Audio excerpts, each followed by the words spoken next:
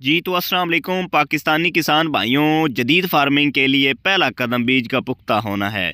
कम खर्च से नए बीज लगाएं, ज़्यादा पैदावार पाएं। इसीलिए मुसलसल मेहनत के बाद ब्राज़ीली 11 चावल की वैरायटी इंट्रोड्यूस करवा रहे हैं, जिससे मेरे किसान भाइयों कम से कम 105 मन तक फ़ी एकड़ पैदावार हासिल कर सकते हैं।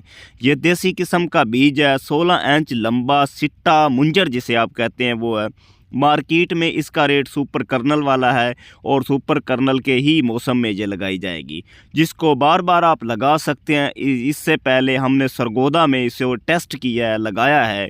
6 किलो बीज लगाकर हमने फ़ी एकड़ 8 कनाल से 105 मन तक फ़ी एकड़ पैदावार हासिल की है, जो कि अभी तक रिकॉर्ड है। इससे पहले इतनी पैदावार हाइब्रिड चावल से आ रही है।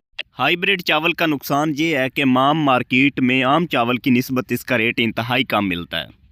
स्क्रीन पर दिए